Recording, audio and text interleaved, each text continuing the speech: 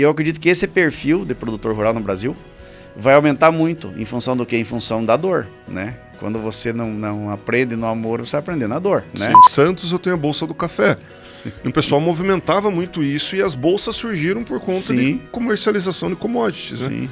E ainda assim o pessoal tem resistência. Qualquer bem na tua vida, que ele faz parte de mais que 30% da tua sobrevivência, você não pode descartar ela.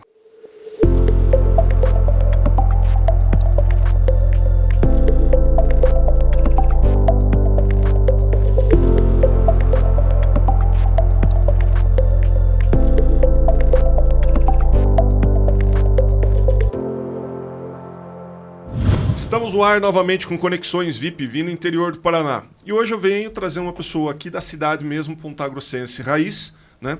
Que é considerado um dos papas aí do trigo no Paraná, né? E essa pessoa é o Gilmarzinho da Safra Sul, famoso Gilmar.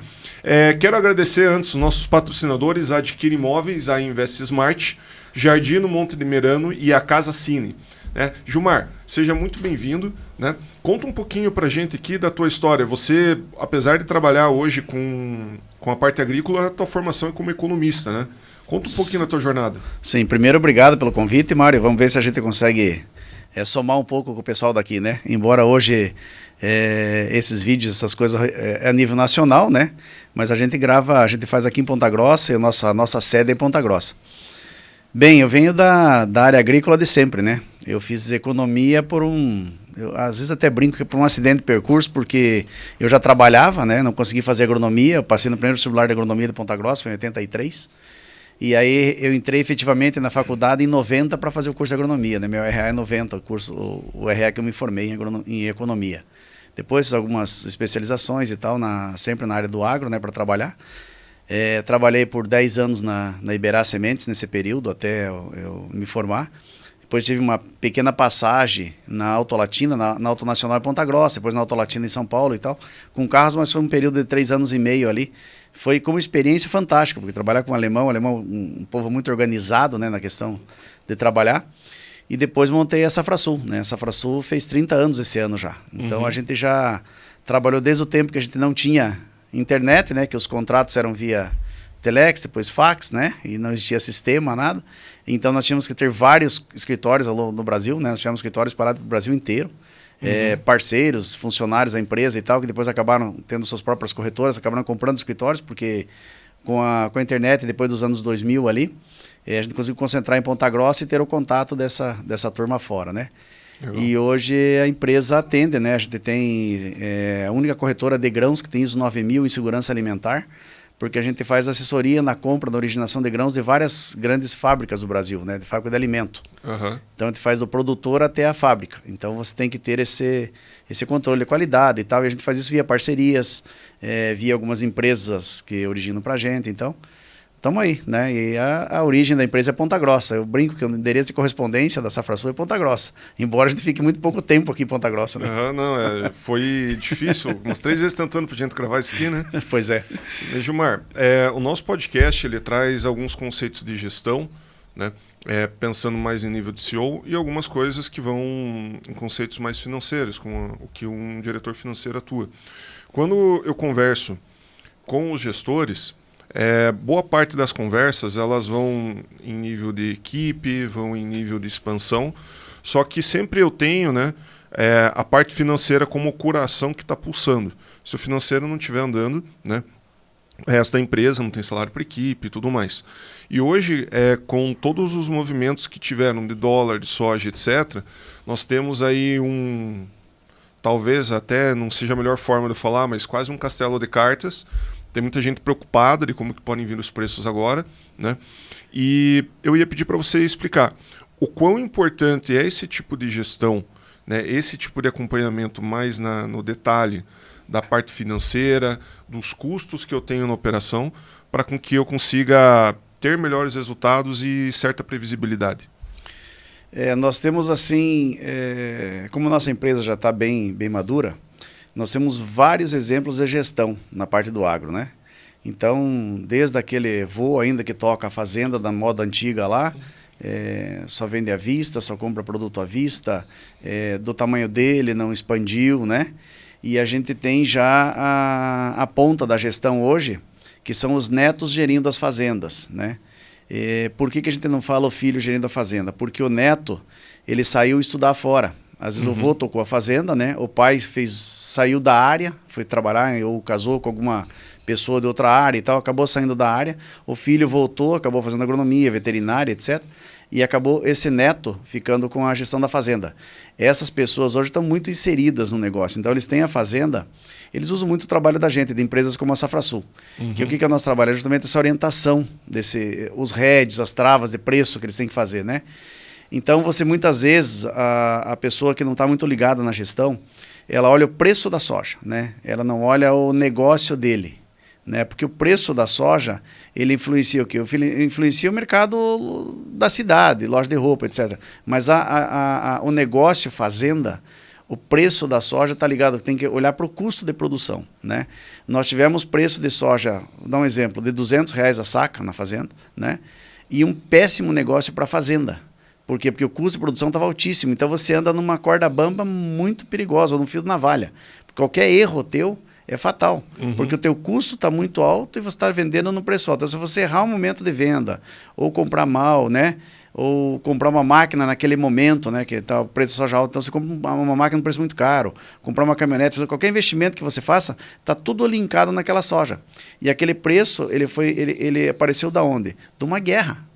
Né? Não foi um preço normal, foi um preço de uma saída de uma pandemia, foi um preço que veio de uma guerra. Então todas as coisas estavam sem saber, sem que direção tomar, os insumos foram lá para cima, né? Fertilizantes, herbicidas, inseticida, foram lá para a lua e o preço da soja acabou tendo que ir junto, porque para acompanhar. Então naquele momento vender a R$200 era um péssimo negócio, que não valia a pena você plantar soja para vender a R$200, por quê? Porque o custo estava muito alto. Você tem uma soja de 130, como teve esse ano, né? Ali no mês de março, começo de abril, que era uma baita do negócio. Por quê? Porque nós tínhamos fertilizante 30% do valor do custo de produção que ele já tinha estado um ano atrás. Então nós tivemos os custos caindo muito. Onde é que está o enrosco dessa história toda aí, né? As pessoas que têm financiamentos travados, né, de médio prazo, naquele momento da soja alta. Por exemplo, uma compra de uma máquina, uma compra de uma área mesmo, comprou fazenda por valor. Quem travou em reais esses negócios, ou tem uma dívida em dólar ou real, ele está com problema. Por quê? Porque hoje, se ele vender a soja dele, ele tem hoje 70%, 60% de lucro num saco de soja de R$130.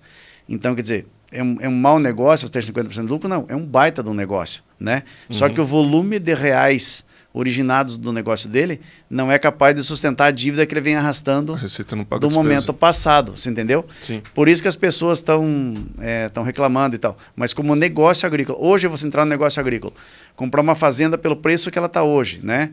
Os custos por preço que está hoje, e vender soja pelo preço de hoje, ou travar ela para os próximos 3 anos no preço que ela está apresentando hoje, é um baita negócio. É um excelente negócio hoje você fazer uma lavoura. Só o problema é que o rabo que você está carregando, ou então a memória de algum produtor. Né? Aquele produtor que não tem esse número na mão, não tem esse número fino na mão. Que acha que vai voltar para 200 tão cedo. Isso, ele fica olhando para trás. Ele fica olhando para trás, remoendo o negócio passado e não olha para frente. Né? Então, esse produtor também está assim, desconcentrado do negócio dele. Né? O que a gente tem observado muito é isso. Mas a questão de gestão das fazendas, ela tem vários tipos de gestão, né? Então, o que está mais assim, mais na frente, digamos, é essa gestão da nova geração, né? Às vezes linkada até com o avô, com os pais mesmo, né? Linkada com eles, né? Mas olhando para frente, fazendo as travas de preço, procurando investimentos assim mais seguros, né? Então ele não compra uma máquina, não compra uma caminhonete num evento, por exemplo, porque ele acha bonito, não. Ele tem o número dele na mão, a hora que o número chega, ele compra. Ou ele deixa a proposta lá e tal, ele acaba negociando. Eu acredito que esse perfil de produtor rural no Brasil vai aumentar muito, em função do quê? Em função da dor, né? Quando você não aprende no amor, você vai aprender na dor, né? Sim. Então essa dor desse ano agora, desses próximos anos que nós vamos viver ainda, né? Eu acredito que 2024 é o ano de aprendizado, 2025 é o ano do sacrifício, né? Porque é o ano que vão tentar tirar todo o nosso dinheiro para tentar ganhar uma eleição em 26. Então, vai ser um momento bem crítico assim, para todos os setores. Então, esse momento de dor da agricultura vai ser um aprendizado. Não digo que vai quebrar ninguém, mas vai ser um aprendizado, né? pela dor aí para o pessoal sair, mas sai mais cascudo, né? Ele sai mais forte, ele sai pensando melhor no investimento, né? A gente teve muito caso assim de produtor que saiu do Mato Grosso, comprou fazenda no Pará, descapitalizou a empresa, fazenda, né? No Mato Grosso e comprou no Pará para abrir uma área. E a soja foi para R$200 a saca. Explodiu, cara, porque o custo dele é por saco de soja. Sim. Tanto a compra como a abertura de área, tudo, né? Então essas pessoas têm dificuldade financeira, né? Talvez tenha que vender um pedaço da fazenda para poder equalizar as contas aí. Legal. Adquira Imóveis, o maior catálogo de casas em condomínio de Ponta Grossa. Acesse adquiraimóveis.net. Gilmar, eu ia pedir para você fazer... tem uma frase que você falou, né? A gente tem que olhar para frente e não olhar para trás, né? Quando eu penso em mercado de ações, a gente também tem isso. Eu não posso me enviesar, né? Ficar lá no mar, segurando a tábua, achando que, mesmo vendo a praia lá na frente, e ficar me apegando, né? Às coisas passadas. Porém, uma retrospectiva, para ter uma ideia de onde que a gente estava, para onde que a gente está, eu acho que é importante. Eu ia te perguntar, até porque eu vou dizer, sou até leigo nisso. A gente comentava muito a respeito dos ciclos de crédito, eles eram muito mais favoráveis, né? Você conseguia taxas muito baratas para tomar crédito na parte agro, né? Como que foi a evolução dos preços assim e das taxas aí nos últimos 10, 15 anos? A pandemia foi uma exceção que distorceu tudo, né? Mas ela já vinha progressivamente subindo, né? Os preços? Tanto o preço quanto a taxa, os custeios, etc. O custeio não é que assim, existia um volume de custeio, né? X. Vamos dar um número aqui, 100, né? Então existia 100 aqui para custeio. A área do Brasil era 100. Então todos os agricultores que plantavam, né? Eles tinham um percentual do financiamento deles com uma taxa subsidiada pelo governo. 3,5% ao ano, dependendo do tamanho do produtor, até 6% ao ano, que era a taxa máxima lá, né? E isso daí veio evoluindo com o tempo. As áreas vieram aumentando, o volume de dinheiro se mantendo e o número de produtor aumentando. O Brasil, a produção dele saiu de 50 milhões para 300 milhões, né? Então, esse volume de produção ele veio sendo custeado pelas multinacionais de insumos e custeado pelas instituições financeiras privadas. Isso veio fazendo com que a taxa de juros veio se aumentando, porque o mix de dinheiro tomado para se plantar foi ficando pior. Você tomando mais dinheiro mais caro, né? E tomando menos dinheiro subsidiado. Por quê? Porque o volume de dinheiro subsidiado meio que estancou. Sim. Aí houve problemas de seca, alguns momentos, né? Estamos falando aí de 15 anos atrás, momentos que o produtor se desencaixou com o dinheiro. Aí o governo fez programas assim, PESA, que eu lembro de alguns, sabe? Que ele recompôs as dívidas. Isso naquele momento, aparentemente, ele resolveu o problema do produtor. Mas na realidade ele criou um problema. Porque ele tomou do produtor o poder dele tomar o dinheiro emprestado novamente. Quer dizer, piorou o que eles chamam de rating, né? Da pessoa para tomar o dinheiro. Então, ele ficou com aquele PESA lá gessado, né? Pagando parcelado, porém, aquele limite de crédito não. Então, quando você via os programas do governo, o governo está lançando o plano safra do ano 2015. Tantos trilhões. Não. Ele estava liberando alguns bilhões e os trilhões já estavam liberados, porque já vinha carregando uma dívida, a dívida estava alongada. Sim. Então, ele sempre, aquele número que ele mostra, que vinha para a mídia, já estava acumulado. Então, isso mascarou muito, sabe? Isso é uma coisa que mascarou muito, assim, a questão de crédito, né?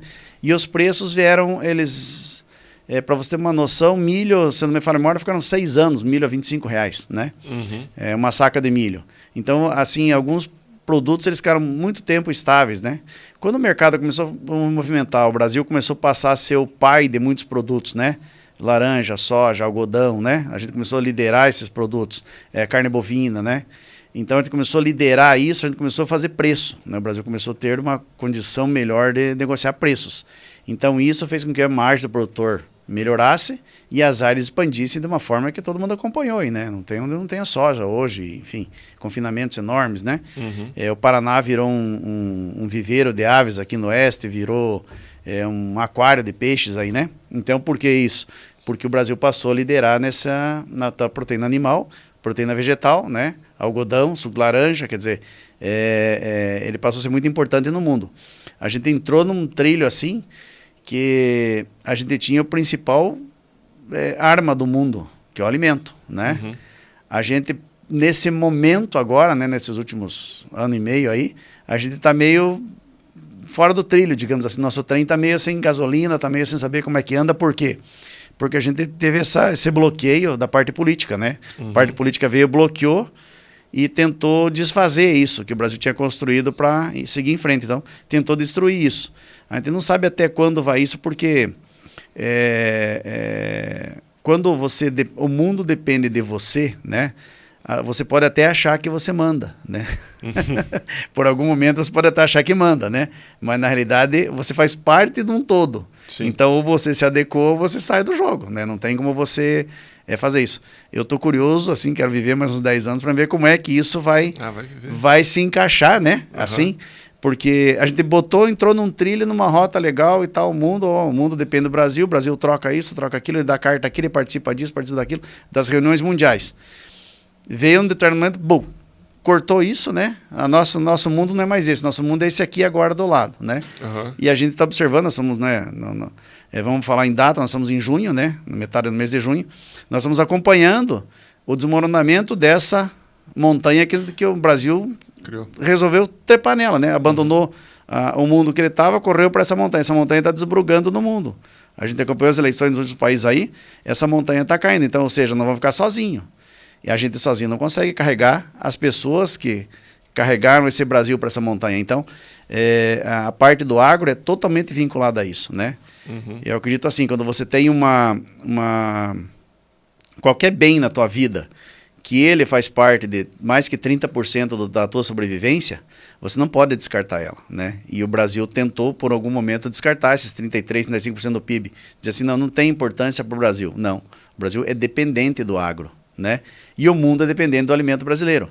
Então são duas coisas interdependentes, né? Que é difícil de você, não tem como você desvincular isso, né? Sim. E o Brasil está nessa queda de braço tentando desvincular isso. E o mundo estrategicamente tem aquele conceito de desglobalização que estão falando, está indo no sentido de não ficar com uma exposição tão grande dependendo de um lugar só.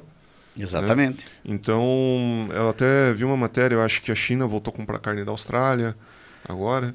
Então, eles têm feito um processo de desglobalização que a gente já está falando desde o ano passado nisso.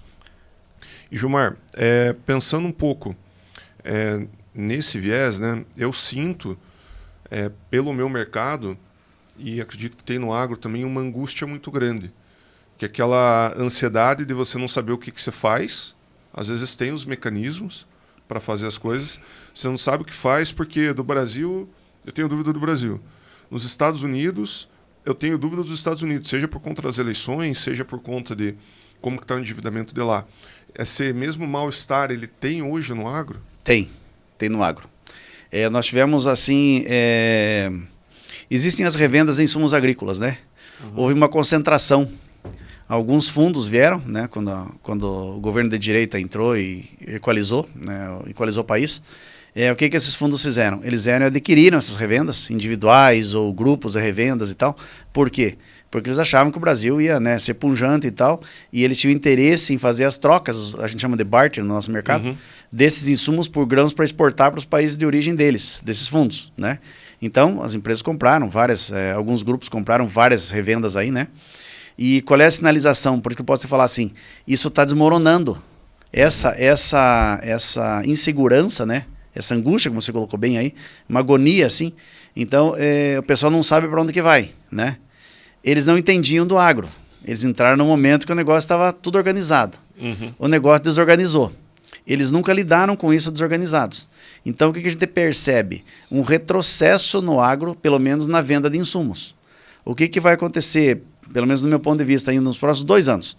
Todos aqueles fundos que compraram todas as revendas vão acabar saindo fora do negócio e vão voltar a ter várias revendas individuais aí, como a gente tinha antigamente, pequenos grupos regionalizados e tal, para atender o produtor, pessoas que já entendiam do negócio. Por quê? Porque a multinacional, o CEO, esse funcionário novo hoje, aí de menos de 30 anos, 35 anos, ele não tem paciência, ele não consegue conversar com as pessoas, ele consegue só mandar mensagem e tal, e nós vamos passar por um um reaprendizado, né? Uma reacomodação da carroça aí, né? Por isso que eu falo, não sei quanto tempo isso vai demorar, mas a gente vai ter essa reacomodação. Então essa agonia está em todo lugar. Você não vê ninguém investindo em fazenda, né? Comprando fazenda. Máquina agrícola nem pensar. É só se a máquina realmente não andar, não tiver como usar mais. Então o pessoal tirou realmente o pé no agro, né? Porque para ver para onde que vai. Né? Ele quer saber, peraí, mas os caras querem taxar, ameaçaram taxar agora, né? Devolveram ontem uma medida provisória que estava derrubando o preço em 5%. Quanto o Brasil não teve nenhum negócio de soja nesses dias, quando essa medida provisória entrou para ser votada até ela ser devolvida, nenhum negócio de soja. Quanto o Brasil deixou de faturar nesses dias, quanto o governo deixou de arrecadar de impostos nesses dias pelo fato de paralisar. E é uma paralisia. Porque você é um carro a gasolina, o cara fala assim, não tem mais gasolina. Pô, para meu carro. Sim. O pouquinho que eu tenho, vou guardar o carro na garagem, ir no hospital, ir no supermercado, passear, nem pensar. O que o agro fez? Não vende nada. Para tudo, por quê? Porque eu não sei se pisa que eu fiz o que vai acontecer. Então, para tudo para ver o que vai acontecer. Parou tudo, voltou. Agora, hoje, deve começar a ter os negócios de novo. Então, viver nessa corda bamba é horrível, né? Se você dá um exemplo prático, que não é da minha área, mas assim como a gente convive, né, com alguns investidores, dá uma volta na nossa cidade aqui, dá uma olhada quantos apartamentos vendem por semana, por dia, por mês. Zero. Sim. Zero, por quê? Porque é o agro que gira isso. E o cara do agro, ele está só pagando as contas. Ele não está gastando R$1 fora. Você veja uma caminhonete de 370 mil, que estava alguns meses atrás aí, você compra hoje por 230, né? E compra? Não, ela está lá na concessionária para vender.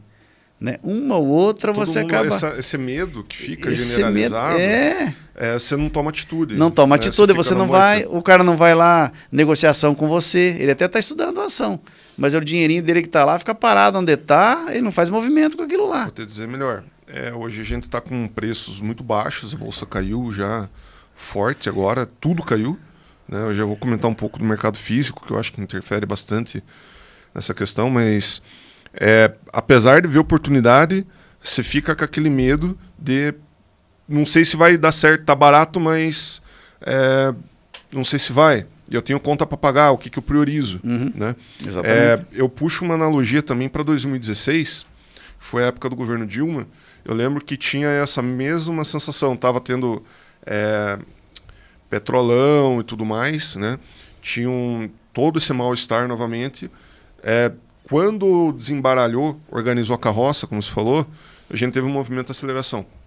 Teve mudança de governo também, teve o Temer passando tudo. Sim. Então, o que é pior e o que é mais angustiante é que a gente depende de fatores exógenos, fatores externos políticos, para você dar um viés, um norte para a população, né, para o pessoal querer, de fato, movimentar a economia.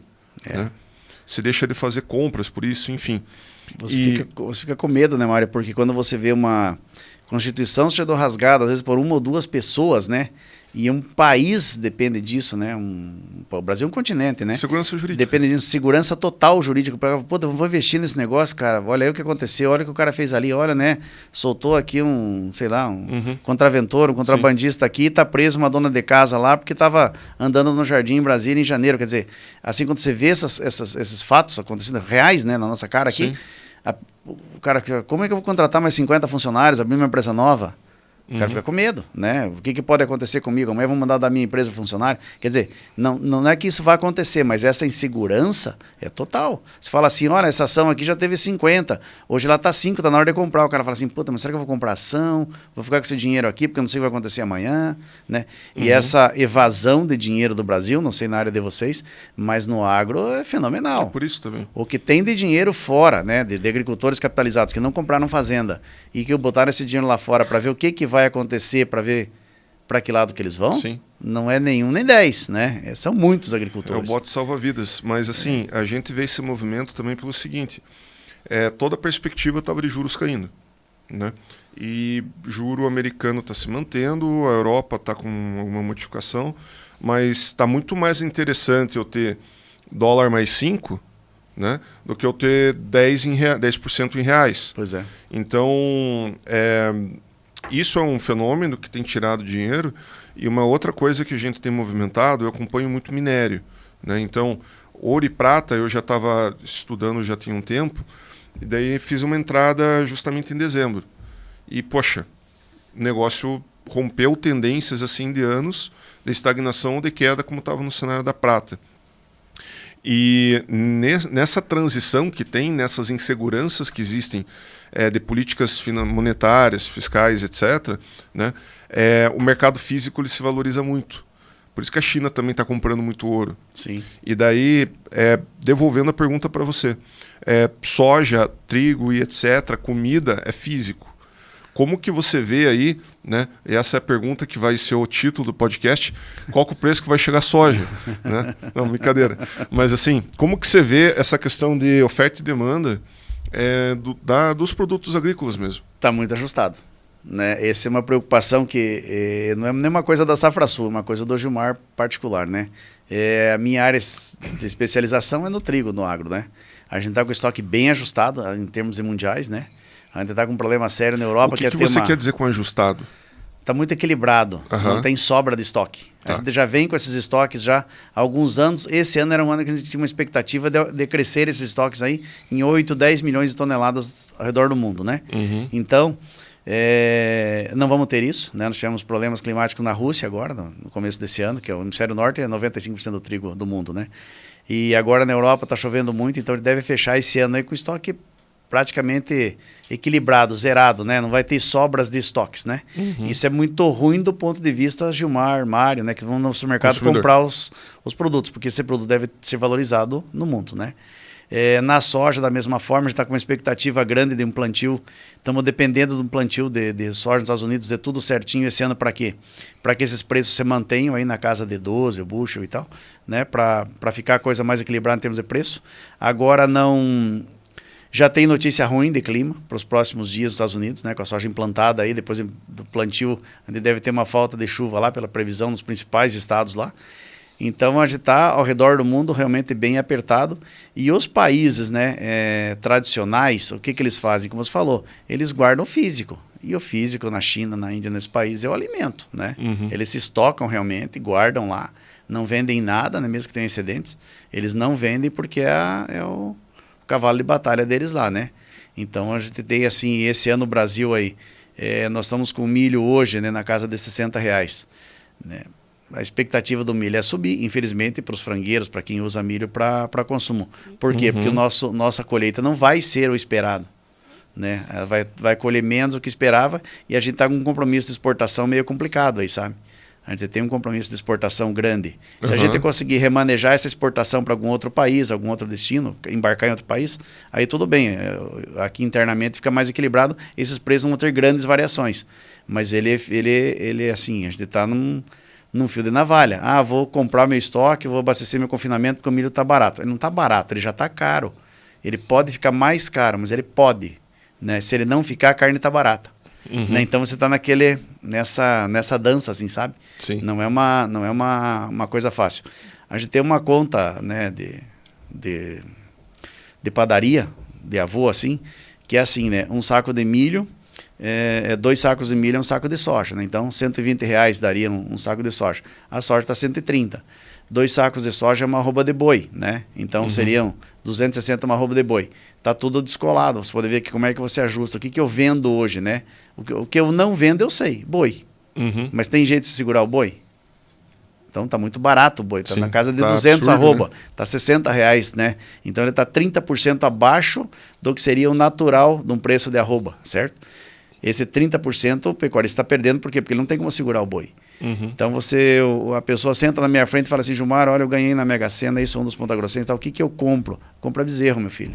Daqui 3 anos esse bezerro vai engordar, vai crescer e vai valer 3 vezes mais. Por quê? Porque não tem. Sim. O cara tá matando matriz, vó do boi, tudo do boi, por quê? Porque ele tem que sair para reduzir o problema dele hoje, né? Então você já tem 30% de perda nesse cenário atual hoje, né? Em relação aos outros produtos. Então a gente sempre acompanha esse movimento. Não erra muito, sabe? Isso é uma coisa que você acaba acompanhando. Agora, a médio prazo no mundo, com essas guerras, com esses problemas climáticos que você tem e tal, o Brasil tem que se organizar assim. Por isso que eu falo que não é mais só o governo brasileiro ou só o Brasil. O mundo tem que cuidar do Brasil, porque é daqui que vai sair a comida para aumentar. Então nós temos que fazer o quê? Aumentar área, parar de pecuinha com o produtor rural, sabe? Descobrir que o cara que polui mais é o cara da cidade, não é o cara do campo. Não é nada financeiro. Dá essa ajuda, desamarrar o produtor na questão, amarra mesmo, né? De parte ambiental, dessas coisas, dar uma desamarrada nisso, organizar isso. É rixa, né? Esse daí mas já vinha isso, não, é muito difícil você desamarrar. Vamos cuidar da Amazônia, vamos fazer a Amazônia faturar, vamos fazer o cara que tem a área preservada no interior de São Paulo, no interior de Minas, no interior do Paraná, onde tem seca, que ele fature com essa área preservada, porque para ele manter a água lá, para ele manter a nascente lá, e deixa ele produzir na área que é produtiva, né? Organizar esse tipo de coisa. O Brasil não precisa de dinheiro para isso, ele precisa de desamarrar isso. Tem que fazer uma estrada, tem que matar, infelizmente, uma rã lá, transfere a rã para os zoológicos, faz a estrada, escoa, para com essa carnificina nas estradas aí, né? Porque não se investe nisso, daí aumenta a produção, aumenta o caminhão na estrada, o motorista tem que trabalhar mais, quer dizer, essa parte que você tem que desamarrar a produção nacional, né? Você tem que botar trilho para trem navegar, você tem que melhorar a questão portuária, melhorou muito no Paraná, nos últimos 5 anos aí o porto dobrou, né, a capacidade dele está melhorando, né, dia a dia. Então, essa desamarra que você tem que fazer no produtor. Por quê? Porque o mundo vai precisar disso. Né? Senão vai acontecer o quê? Vai morrer mais gente na estrada, vai ter mais caminhão na estrada, né? Você não tem como segurar isso, porque você tem quem compre, vai ter quem produz. Né? Você tem o receptador, tem o ladrão, né? Você acaba com o ladrão quando? Quando você acabar com o receptador. Então, no Brasil, assim, o mundo vai precisar comer. Né? A Europa agora, você vai acompanhar esses governos mudando na Europa aí, voltando para a normalidade da Europa, descobrindo que é importante produzir, que é importante a economia caminhar, não é ficar aquela mesquinharia, aquela coisa miúda.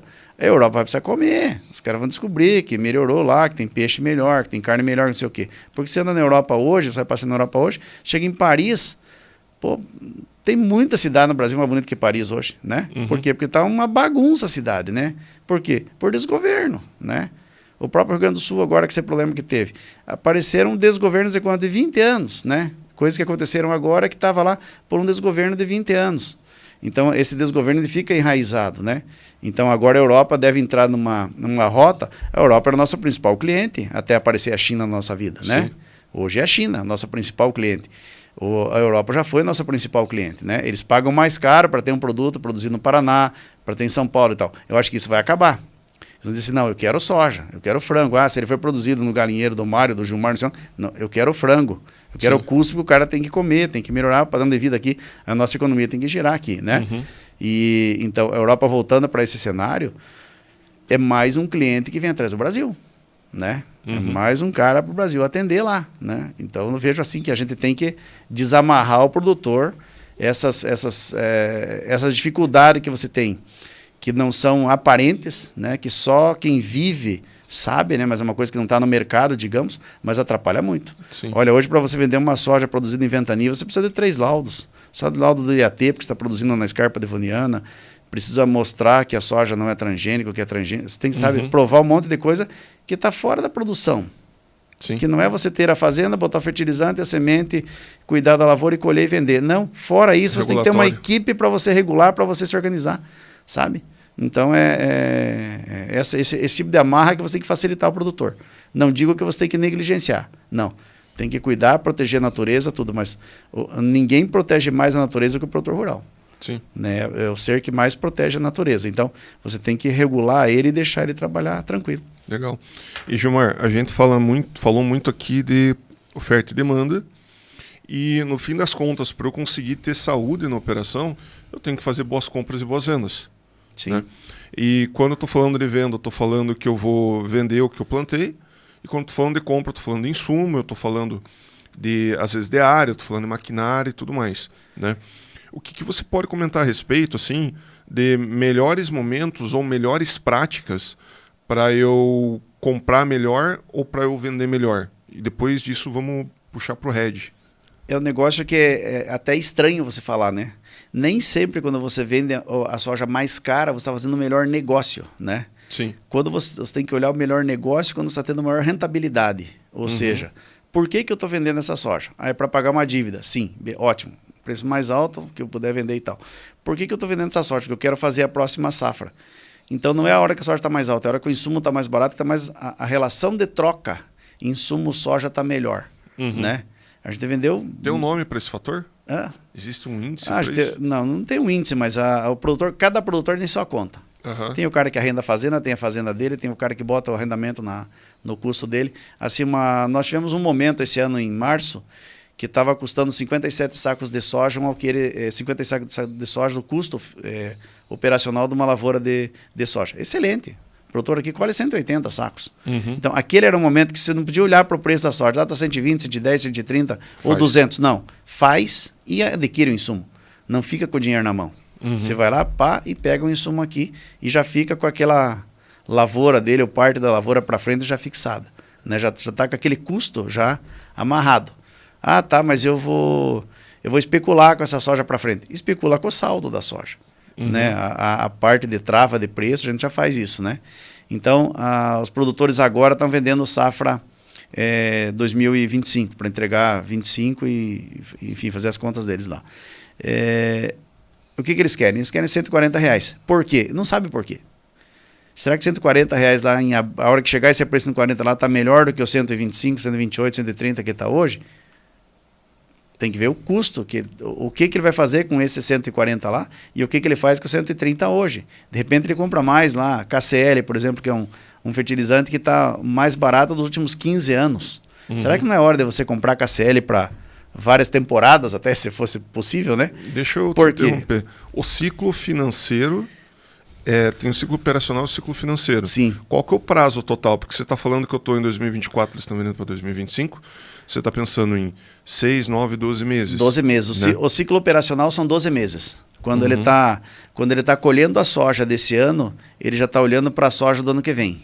Tá. Quando ele colheu o milho, vamos pensar, milho segunda safra, que é o milho com maior volume, ele está colhendo esse milho em setembro, ele já está olhando para setembro do outro ano. Então ele está vendendo em função do custo dele de compra do outro ano. Sim. Por que você vê às vezes assim, o produtor não está vendendo? Só que o custo ele não consegue ter estimativa, né? Tem. Mas o que é mais preciso? Tem. O custo ou o valor que eu estou vendendo antecipado hoje? Não, você tem o preço de venda e você tem o custo. Já tem o preço, você pode fixar, já pode travar o preço do insumo lá na frente. Já existe físico isso daí. Sim. Isso já trava físico. Outra modalidade que o produtor usa muito pouco é a trava da soja em bolsa. Você garantir um preço e pagar um prêmio para você concorrer com uma alta. Sim. Eu acho isso uma coisa bem legal de fazer. Eu não faço isso no meu escritório porque eu não tenho nem mão para fazer isso, né? Mas vocês têm a empresa, tem várias empresas que fazem isso. Então, isso é uma coisa legal de fazer, porque ele garante o custo dele, quer dizer, está travado lá e ele continua com a soja na mão. Porque, de certa forma, ele pagou um seguro para arriscar, eu acho que a soja vai a 140, mas 130 me satisfaz para mim fazer minha lavoura, vou lá e faço o negócio 130, né? Pago o que eu tenho que pagar de seguro para esperar o 140 e você adquire esse insumo, quer dizer, o teu custo está fechado em 130. O que passar de 140, mesmo naquela parcela que era só para cobrir o custo, já eu estou ganhando, né? Sim. O resto da soja, claro que eu vou ganhar mais. O resto, o excedente de produção dele é o que ele vai especular para frente, vai fazer os investimentos dele. Então, assim, eu acho muito importante isso, porque o ciclo é um ano. Sempre você trabalha com um ano na parte operacional. A gente comenta muito para quem faz a venda antecipada justamente de fazer essa troca. Tá? Basicamente, quando eu faço a venda antecipada, eu me protegi de queda e de alta. Sim. Tá? Então, quando eu faço esse contrato que, a rigor, para uma alta moderada, vou pensar num call spread, eu vou acompanhar uma alta moderada da soja, falando assim, de cabeça, para eu acompanhar 10, 15% de uma alta da soja, eu vou ter um custo de 1% do saco. Tá? Em outras palavras, né? Vou gastar, estava vendo para milho, 82 centavos por saca para acompanhar R$10 de alta. Imagine. Tá? Tipo, isso faz muito sentido. Exatamente. Só que tem uma resistência enorme para o pessoal querer fazer isso. Como que se explica isso? Veja bem, Mário, vamos falar em 12 anos atrás, 15 anos atrás talvez, né? A Link era uma corretora ainda individual, era dos meninos lá, né? Do Alexandre, do Saru, do pessoal lá, né? E eles vieram para o Paraná para fazer esse tipo de trabalho, né? Mas era um sistema bem diferente do que é hoje. Você não tinha Pix, não tinha, né? Eu nem lembro, nem TED não tinha, acho que naquele tempo, né? Eram as transferências, ainda você tinha que ir no banco, pagar o boleto e tal. E o que o produtor ficou muito resistente com isso? Você não podia fazer uma conta para isso e deixar o dinheiro lá. Você tinha que pagar diários ajustes. A chamada de margem. A chamada de margem. Então, o que aconteceu? O escritório da Link, a parte operacional era dentro da Safrasul, né? O cara ficava doido lá para lidar. Por quê? Porque o produtor não está disponível 100% do tempo. E ele não enxerga nem um dia, se ele passar 10 dias ganhando e ninguém ligar para ele, e você ligar 2 dias seguidos, ele fica bravo. Hoje eu preciso de 10 mil reais, hoje eu preciso de 15 mil reais, por quê? Porque chamam margem e tal. Mas ele está com 70 na conta dele, que ele ganhou naqueles 10 dias. Não, ele fica bravo os 10, 15. Né? Então ainda a gente tem essa resistência.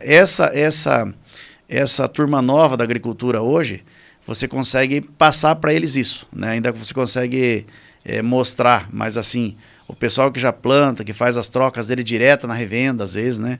De insumos, troca fertilizante e tal, esse ainda está muito difícil vir para a Bolsa. A gente tenta, a gente mostra para eles, né? Eu participei de vários treinamentos no Banco do Brasil, até o Banco do Brasil veio com essa ferramenta para cá, para Ponta Grossa e tal. A gente participou, mas é uma resistência muito grande. É difícil, o que você falou. É meio que você mostra para eles, não tem motivo para ele não fazer. E ele não faz. Então, assim, é mais uma resistência, sei lá, ideológica. A gente não consegue acreditar, assim, não consegue enxergar muito isso, sabe? Que você comentou, tem basicamente 3 formas de eu fazer o hedge. Um é o termo físico, que é o que todo mundo faz, né? Que é o prazo, vender a prazo futuro. O outro é o mercado futuro mesmo, que daí sim eu tenho chamada de margem.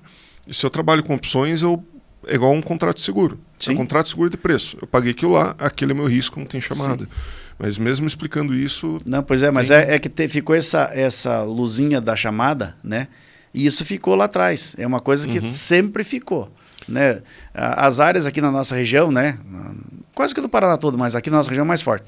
Você não tem quase área arrendada, né? As pessoas são donas das áreas. Então, as pessoas que participaram lá em 2015 desse processo de bolsa, que foi forte na época, entrou e realmente pegou, enganjou, tem um bom engajamento disso, eles têm isso marcado ainda, porque as fazendas são deles ainda. Se não são deles, são do filho, são do sobrinho, do genro, né? Enfim, mas está dentro da família as áreas ainda. Então, o cara ainda lembra disso. Quando se fala em bolsa para ele arrepia inteiro, né? Sim, sabe o que é engraçado? Que se for pensar em Santos, eu tenho a Bolsa do Café. E o pessoal movimentava muito isso e as bolsas surgiram por conta de comercialização de commodities, né? E ainda assim o pessoal tem resistência. E, Gilmar, uma dúvida que sempre fica, né? Você comentou de, poxa, eu tenho que ver, sintetizando um pouco aqui, né? Qual que é a minha relação de custo, de preço de venda e de custo, e quanto maior for essa relação, mais oportuno é para eu injetar dinheiro no meu negócio, para eu plantar, né? E talvez isso responda a pergunta que eu vou te fazer, né? Quando que vale a pena eu expandir, me alavancar ou começar a arrendar áreas?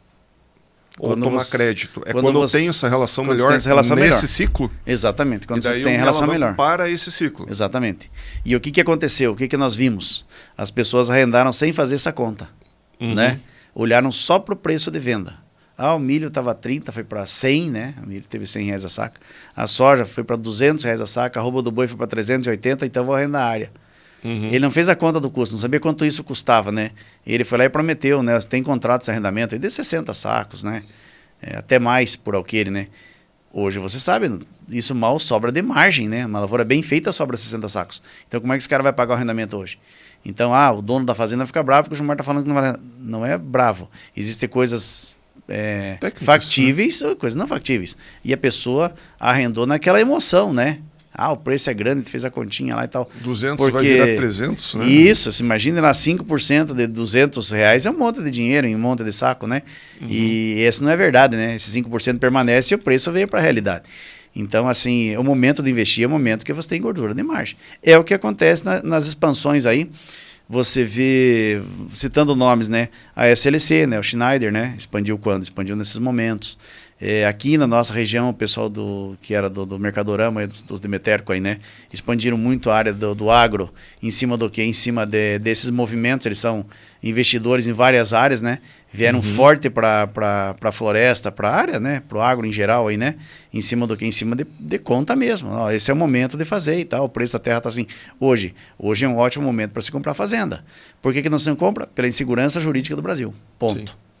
Se nós tivéssemos uma segurança jurídica, que não precisava muita coisa. O governo é o mesmo e tal, se é vermelho, preto, cor-de-rosa, não interessa. Tem segurança jurídica, a gente estava tendo um movimento de compra de terra. Por quê? Porque é o momento de comprar. Essas pessoas que deram terra em garantia, financiaram máquinas e tal, estão tendo problema para pagar, algumas renegociações com bancos e tal, né?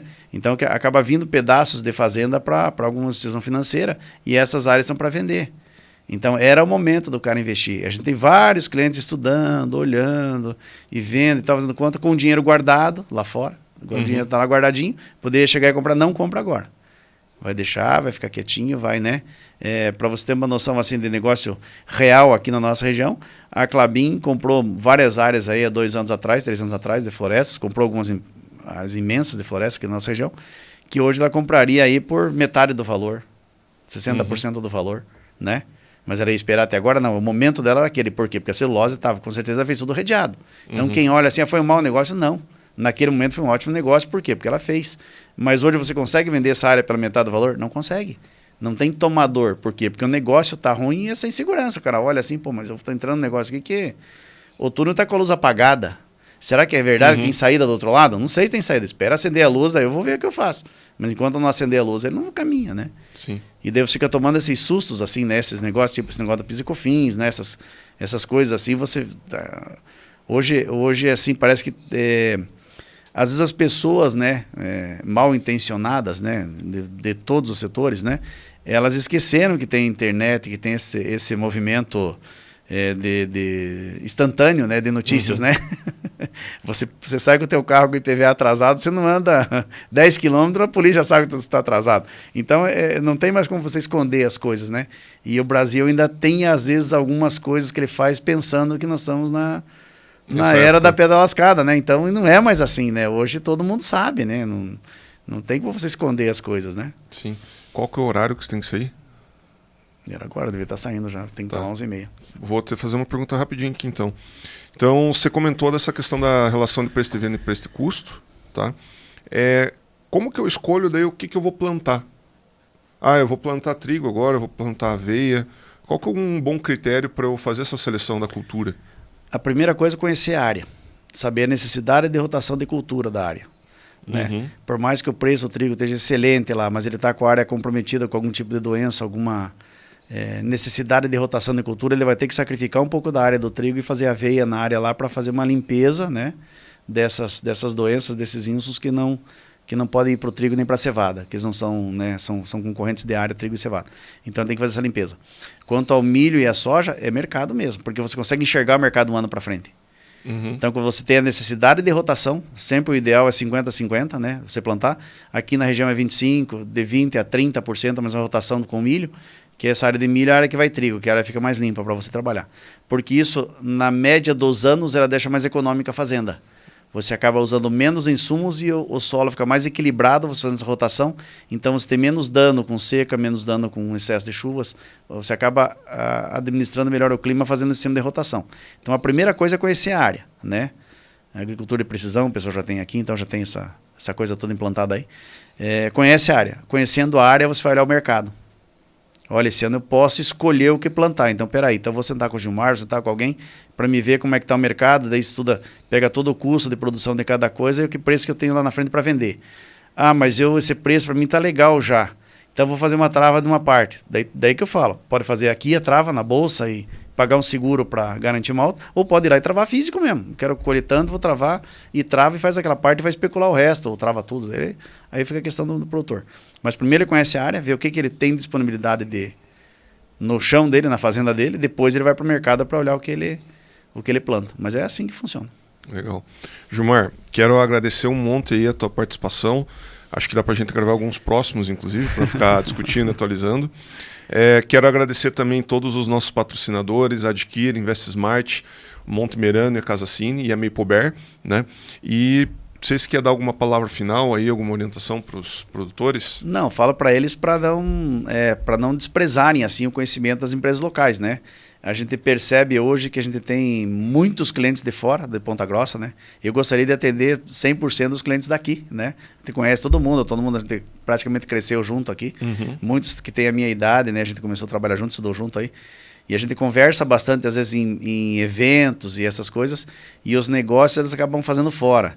E a gente percebe pessoas de fora que têm orientação com a gente, não que a gente seja melhor que ninguém, né? Mas que tem acertado muito, né? Tem crescido muito nas áreas. As vendas de soja esse ano foram um exemplo, né? A gente administrou muitas vendas de soja, o pessoal foi muito bem. Né, orientamos agora essas vendas dos remanescentes de trigo aí. O pessoal foi bem também, quem acreditou que podia o mercado reagir e tal, né? Foi bem novamente. Então, eu acho assim, não desprezar as empresas locais, né? Porque tem bastante gente competente na nossa região, né? De todos os setores, né? Hoje Ponta Grossa é um centro de tecnologia, de conhecimento, né? Muitas pessoas saem daqui ministrar cursos fora, ensinar pessoas fora. Assim, quem viaja, quem vai em palestra, quem vai ver quantas pessoas hoje têm capacidade aqui em Ponta Grossa ensinando as pessoas para fora. Só né? que o Ponta Grossense sempre quer consumir fora, né? Pois é, então assim, o produtor rural nosso não precisa disso, né? Ele tem em Ponta Grossa hoje e tem a facilidade, né, de encontrar você, de conversar, né? Felizmente a gente tem um pouco de tempo para atender, né? Hoje estou indo, né? Tô saindo desse gravação nossa aqui. Eu tenho uma reunião em Curitiba com um cliente. Tem uma reunião em Paranaguá com um cliente, tudo de fora, né? E cliente que estava preocupado com a questão de PIS e COFINS e tal, enfim. Administrar essa questão de exportação agora para atender, volto, né? E na quinta-feira tem que atender o pessoal do norte, né? O pessoal de Londrina para reunião de produtor em Londrina para discutir o quê? Safra do ano que vem, né? Qual é a safra do ano que vem? Safrinha de milho do ano que vem, quer dizer, um milho que vai ser plantado o ano que vem, depois da soja do ano que vem, eles vão discutir agora. Que negócio que tem. Então, isso é muito importante, a gente está aqui para isso, né? E a gente vê que a empresa como a tua, né? Não precisa o pessoal em Curitiba para entender dessa parte de investimento, de hedge, de trava, né? Tem aqui em Ponta Grossa. Então, acho assim que esse é um recado que eu quero deixar. O produtor daqui usufrua da tecnologia e do conhecimento que tem na cidade. Né? Não precisa buscar nada fora hoje. E vou dizer mais, da mesma maneira que você está indo para outros estados, que você vai também, a gente está mudando para Curitiba, está indo para Maringá, está em Cianorte, está em Campo Mourão, está no Rio Grande do Sul e tudo partindo daqui de Ponta Grossa. Pois é. E ainda o pessoal procura pegar as coisas daqui fora. Sai fora. Sai mais caro e às vezes não necessariamente o melhor. Exatamente. Né? Mas Gilmar, muito obrigado. Você vai ter viagem. Obrigado. Vamos marcar uma próxima aí. Tranquilo. E agradeço a todos vocês. Abração. Tá bom. Obrigado a todos aí. Um abraço.